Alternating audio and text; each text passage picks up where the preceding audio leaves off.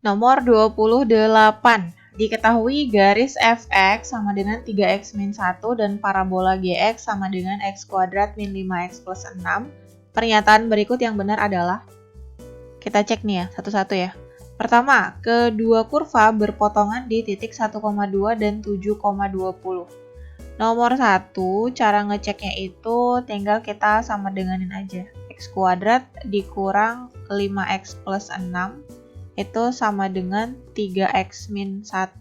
3x min 1-nya pindah ke ruas kiri, berarti x kuadrat min 5x terus min 3x plus 6 plus 1 sama dengan 0.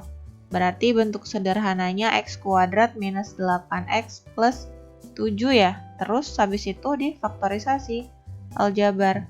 Perkalian yang hasilnya 7 kalau ditambah jadi minus 8. Berarti x min 1 dikali x min 7.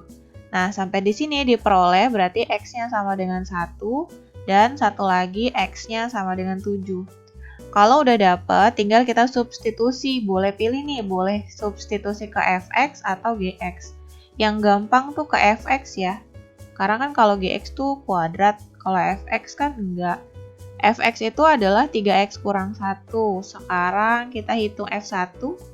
Berarti 3 kali 1 terus dikurang 1. 3 kali 1, 3. 3 kurang 1 ini 2. Berarti titiknya adalah 1,2. Terus satu lagi yang F7. Berarti 3 dikali 7.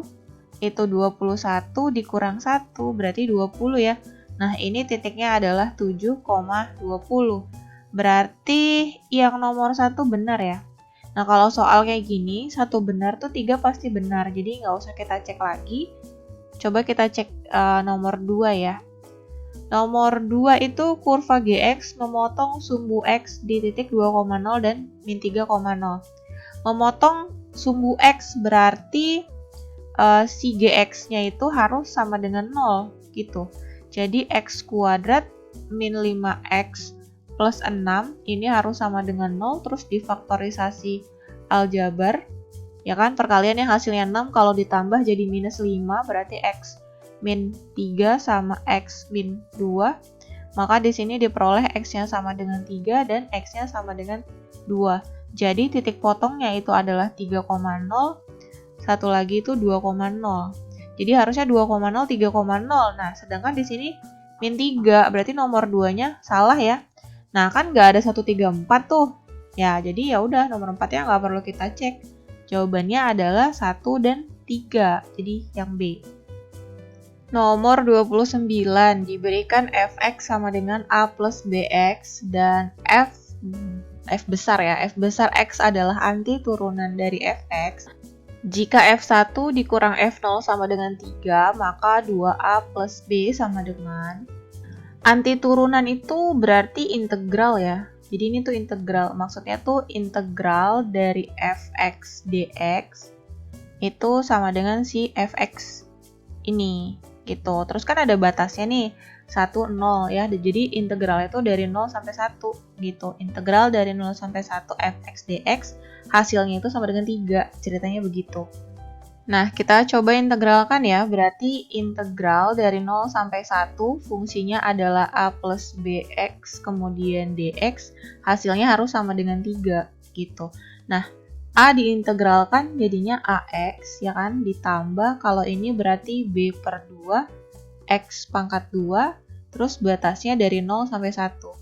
Sekarang disubstitusi dulu ya, x-nya 1 kan sini. Berarti a dikali 1 ya kan, ditambah b per 2 dikali 1 kuadrat, terus nanti dikurang yang batasnya 0, berarti a dikali 0 ditambah b per 2 dikali 0 kuadrat, ini hasilnya harus sama dengan 3 gitu, sama dengan 3 di sini ya. Ini kalau 0 kan hasilnya 0 semua ya, berarti sisa yang suku pertamanya aja, yaitu a ditambah b per 2, ya karena ini 1 tidak mempengaruhi, ini hasilnya harus sama dengan 3. A plus B per 2 sama dengan 3. Terus supaya hilangin penyebut di sini, kita kalikan 2 semuanya. Kali 2 berarti 2A plus B sama dengan 6. Ya udah, jadi nilai 2A plus B itu adalah 6. Nomor 30, sebuah lingkaran memiliki jari-jari log A.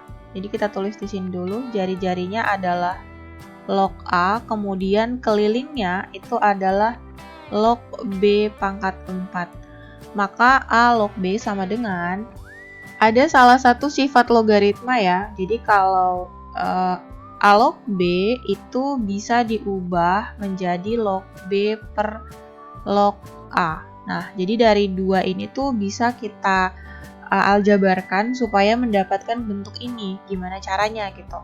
Kita tahu bahwa keliling lingkaran itu adalah 2πr, di mana nanti di sini R-nya adalah log A. Itu ya. Berarti kan gini, keliling itu sama dengan log B pangkat 4. Nah, keliling itu 2πr. Ya kan? 2πr sama dengan, ini 4 pangkat itu boleh ke depan ya. Kalau sifat logaritma tuh berarti 4 dikali log B. Nah, R-nya kita ganti dengan log A, berarti 2π dikali log A itu sama dengan 4 dikali log B. Terus tukeran nih, si log A-nya pindah ke ruas kanan, 4-nya pindah ke ruas kiri. Berarti 2π per 4 sama dengan log B per log A. Nah, kita udah ketemu nih kan bentuknya. Berarti yang ruas kanan itu bisa berubah jadi A log B, sementara yang ruas kirinya ini diperkecil, disederhanakan menjadi pi per 2 atau setengah pi. Sehingga nilai A log B itu adalah setengah pi. 31. Jika 7 log 3 log 2 log X sama dengan 0, nilai 2X plus 4 log X kuadrat sama dengan. Oke, di sini berarti kita harus menentukan berapa nilai X-nya dulu dari persamaan yang pertama ya. Karena di awal itu basisnya 7, berarti di sini kita harus ubah bentuk logaritma dengan basis 7. Jadi 7 log gitu, terus 3 log, kemudian 2 log X. Ini sama dengan 7 log 7 pangkat 0. Ya, 7 lognya berarti hilang, 7 pangkat 0 itu 1, berarti 3 log, kemudian 2 log X, berarti ini adalah 7 pangkat 0, berapa tadi? 1. Terus, si 1 ini kita ubah bentuk logaritma dengan basisnya tuh 3.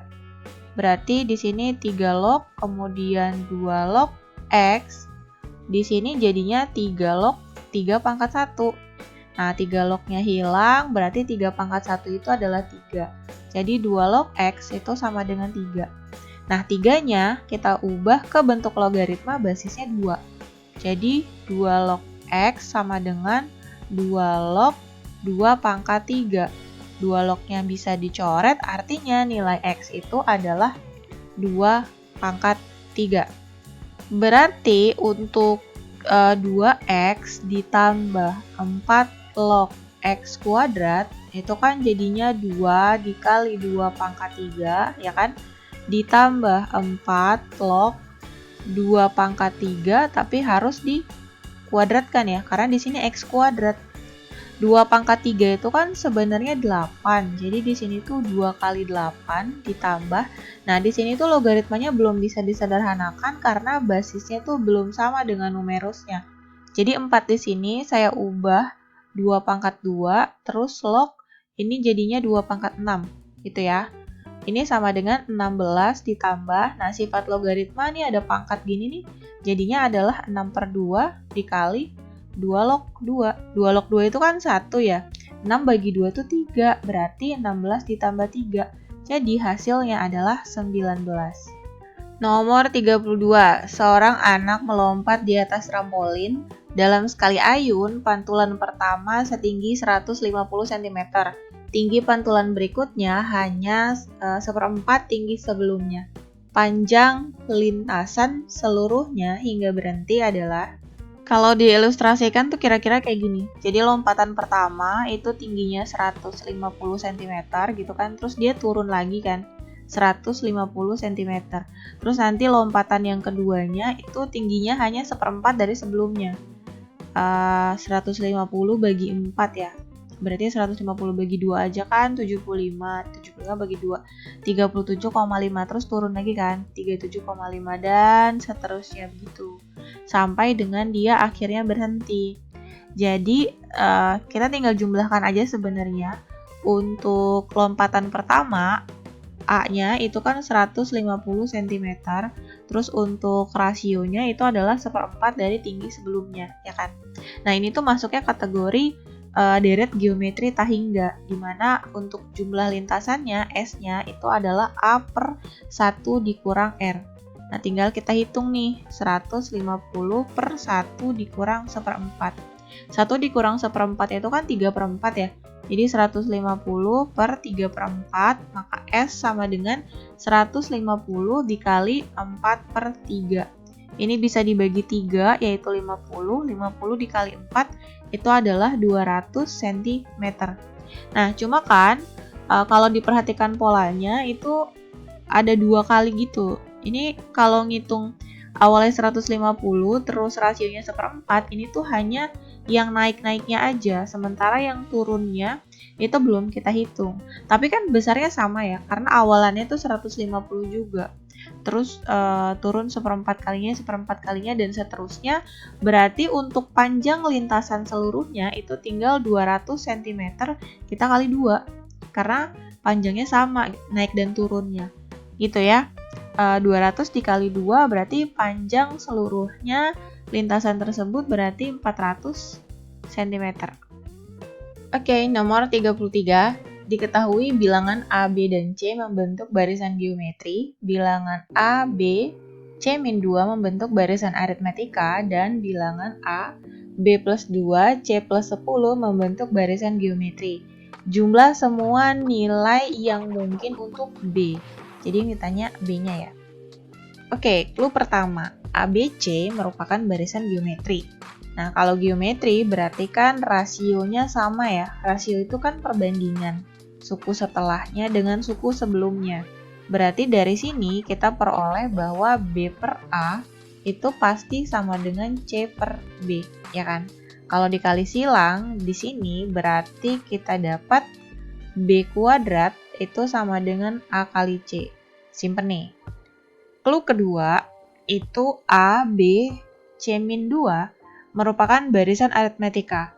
Kalau aritmetika itu selisihnya yang sama.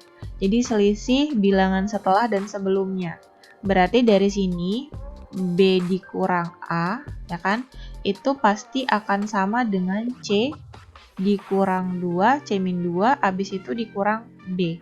Nah, ini B-nya yang di sebelah kanan mau saya pindahkan ke ruas kiri, kemudian minus A-nya pindah ke sebelah kanan. Berarti jadi B plus B sama dengan A plus C kurang 2. Ini jadinya 2B sama dengan A plus C min 2. Ya kan?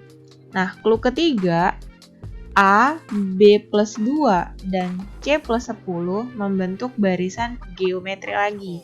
Berarti kan rasionya sama.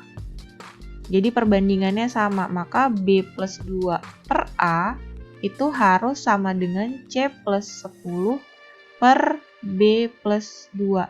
Terus kali silang lagi ya, ini ke sini. Berarti jadinya B plus 2 kuadrat, ya kan? Karena dikalikan itu sama dengan A dikali C plus 10. Oke, berarti kan kita sekarang punya 3 bentuk kayak gini ya. Yang jadi pertanyaan adalah ini harus diapain gitu kan supaya bisa menentukan jumlah nilai B yang mungkin gitu. Nah, karena yang ditanyanya nilai B, berarti baik si A maupun C harus kita ubah dalam bentuk B. Jadi sederhanakan menjadi satu huruf aja. C itu apa, A itu apa gitu. Sebenarnya ide untuk menyelesaikannya pasti ada banyak ya. Cuma ide saya tuh dimulai dari persamaan yang ketiga. Jadi yang ini nih, ini dikuadratkan dulu. Berarti jadinya B kuadrat ditambah 2 kali B kali 2. Berarti jadinya 4B. Terus ditambah 2 kuadrat. 2 kuadrat itu 4. Ini sama dengan A kali C gini ya. AC terus A kali 10 berarti ditambah 10A.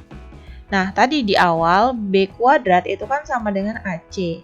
Ya, berarti AC di sini boleh diganti jadi B kuadrat gitu kan. B kuadrat ditambah 4B ditambah 4. ini sama dengan B kuadrat ditambah 10A. Terus B kuadrat ini sama ini tuh bisa hilang. Berarti tersisa 4B ditambah 4 sama dengan 10A ya. Terus boleh diperkecil, disederhanakan bagi 2 semua. Jadi 2B ditambah 2 ini sama dengan 5A.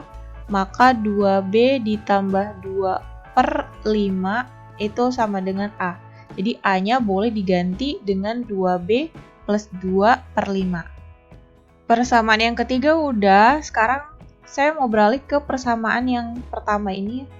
Jadi B kuadrat itu sama dengan A kali C, Berarti kan untuk C-nya itu sama dengan B kuadrat per A. Nah, A-nya kan tadi udah kita dapet tuh. Berarti kan sekarang C-nya adalah B kuadrat per A-nya adalah 2B plus 2 per 5. Nah, kalau pembagian pecahan gini kan boleh dibalik ya. Jadi 5-nya ke atas gitu. Berarti 5B kuadrat per 2B plus 2.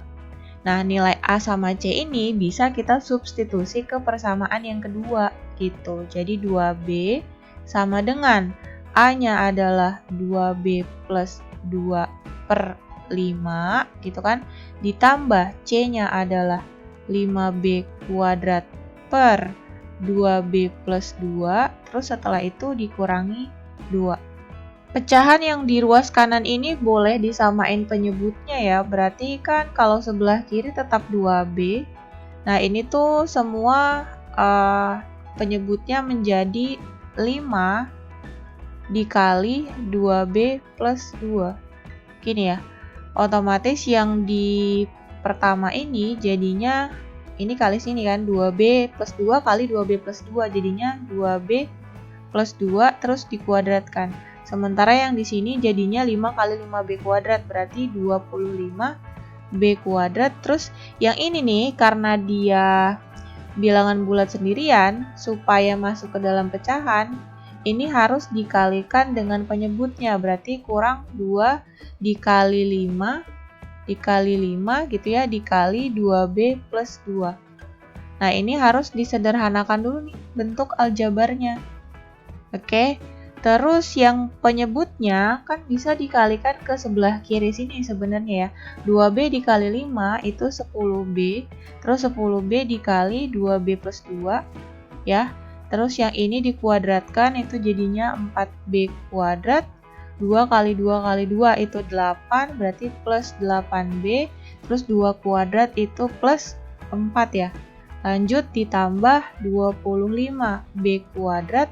5 kali 2, 10. 10 kali 2, 20. Berarti minus 20B.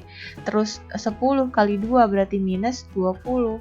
Nah, yang sebelah kiri ini dikuadratkan. Dikalikan berarti 10B dikali 2B. Itu jadinya 20B kuadrat. Ditambah 10B kali 2 itu 20B. Nah, yang ruas kanannya masih sama, yaitu 4B kuadrat.